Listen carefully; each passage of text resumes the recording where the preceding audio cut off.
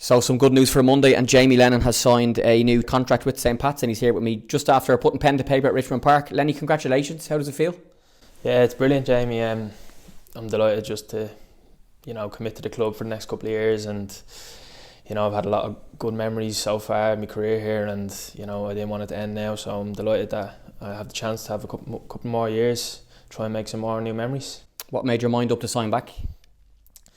Well, I suppose I have a bit of a loyalty towards the club after being here so long. Coming up from the 19s and playing a lot of games. I'm still only 24, so I'm still quite young, in my opinion. And I have a good relationship with the players at the club at the moment, with the staff, with people behind the scenes in the club, and the supporters as well. So it was a bit of a no-brainer for me in the end.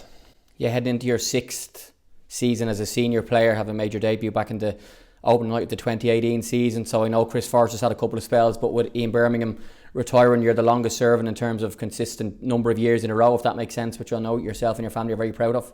Yeah, definitely. To even play 1 year at a club like Pat's is a big achievement for me. So to be here, as you said, 6 years and become the longest serving player, I suppose, is mad, and it's something I'm really proud of, something my family's proud of, and like I said, I don't want it to end here, and I'm glad to have a couple more years now to try and progress even more and try and bring more success back to 𝙤𝙬𝙖𝙉𝙗. Yeah, you've mentioned your family a couple of times there, and I know you're all of them come to all the games. They sit in the same spot every week, and they're real Pats people as well, and that's one of the things about the club that everyone when they're involved in it, they just really get proper into it. And I know your family are really proud Pats people, and I'm very happy that you're signing back as well.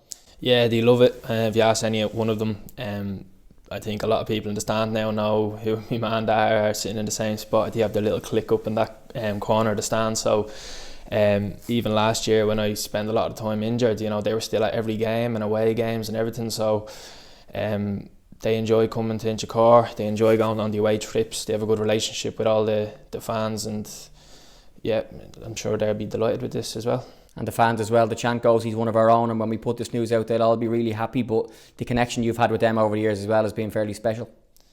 Yeah, it's special, especially last year. It was a tough year for myself, and I had great support from the fans throughout the whole year. Even when I came back and made my first game back after the injury against Dundalk here, I got a great reception, and ever since then the support home and away is something that doesn't go unnoticed by us as players, and I'm just delighted that I could be back for another couple.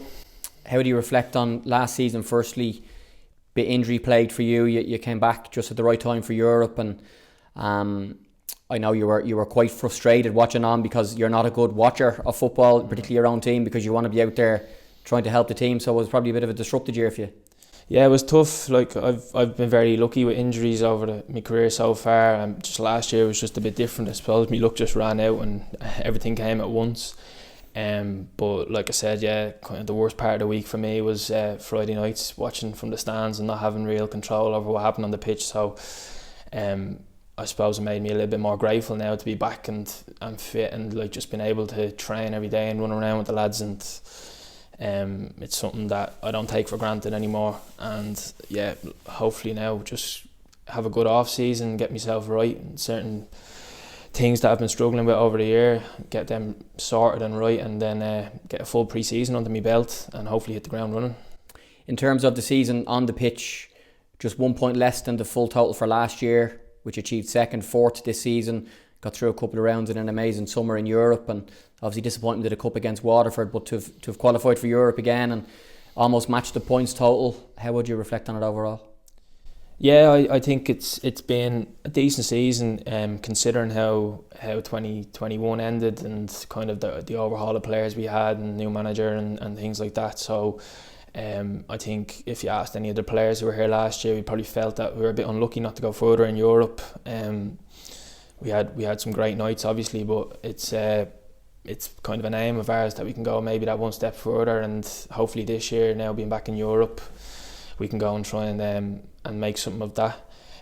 Overall in the league, I think at times a bit up and down, but I think we have a basis of a really strong squad here. Good that we have lads on longer deals that we can keep a lot of the squad together, and I'm sure relationships will continue to build the longer we play with each other. So add a bit of quality around that, and I think we'll have a really strong side this year.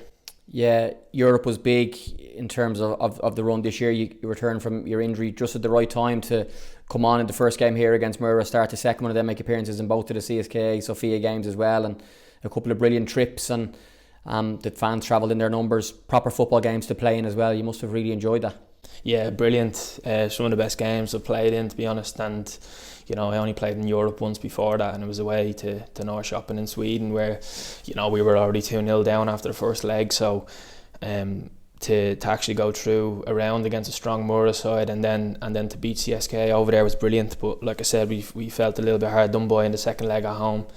We'd like to try and go one step further this year, but they're the games you want to play in as a player, and I suppose that's a big factor in staying here as well, is you want to play in Europe every year, and we've got Europe, so I'm delighted, and hopefully we can go and do well. In terms of when you first made your debut back in 2018, I don't know what the crowds would have been, the home crowds, but they wouldn't have been anything like what they are now. We're working on something at the minute in terms of trying to do a comparison and stuff. In terms of even towards the end of this year, the last game of the season, which had nothing on it for us in terms of points, and you've still got, you know, a sellout, the cup final crowd last year, etc. Can you put your finger on what's happened to make the crowds come in such numbers, and how great is it for you guys to be playing in front of those and going to the summer camps and going out in the community with Niall, and just the whole vibe around the place is fantastic at the minute? Yeah, I can't really put my finger on it. I suppose it's down to a lot of things. You probably look at, you know, social media being such a big influence now to younger generations, and they're probably seeing more things to do with the League of Ireland on social media and getting involved in it. Obviously, people's families, they support clubs in the league, so they obviously follow them and things like that. But it's brilliant, I have to say. I remember in my first year here, you know, we were lucky to get 1,000 at a home game. So to now be at, I think we averaged about 3,300 or something like that at our home games this year, which is unbelievable. And, you know, talking to the lads, it's just completely different to a couple of years ago, where you're walking out of the stadium after a game and there's kids lining up for autographs and pictures and stuff, and it kind of feels like a proper club, proper league now, and long may it continue, because it can only benefit the whole league in general, the more people we get out watching. Yeah, particularly the younger people, and you know, the work that Niall and the guys are doing in the community, and we just see so many younger fans at the games, and they love coming to the summer camps and at different opportunities when you guys get to meet them, and selfies and autographs, and the fact that they know who you guys are now and that you're their heroes, even though they do still watch the Premier League and the World Cup and stuff. And that's nice for you guys, that particularly the younger ones, that they absolutely love you, and you're a proper role model for them now. Yeah, it's brilliant. Yeah, it's brilliant, and like I said, it could just become an advantage to the league in general. Hopefully it just keeps progressing like that. But as you said, even the last game of the season here, nothing to play for against Shells, and we sell it out or close to it, and it's brilliant. Like, and it just gives us that extra little bit of percentage to try and perform better and to try and get better every day, because we know how many people are going to be watching and supporting, and we take that with a lot of pride. Yeah, home tickets did sell out for that Shells game, and we can confirm that tickets for all the Dublin derbies next season will sell out, and season tickets are available on stpatsfc.com right now. The 10% off offer leading into Christmas, early bird, is still available as well, so get your season tickets now if you fancy being here, particularly for the bigger games next year, which will definitely sell out. Lastly, how does the off-season work for League of Ireland players? And it's a balance of having a break and keeping fit, and I know with your injuries and stuff you probably do want to keep yourself ticking over, but at the same time switch off a little, because once you're back in early January for pre-season, it'll be fairly mental again.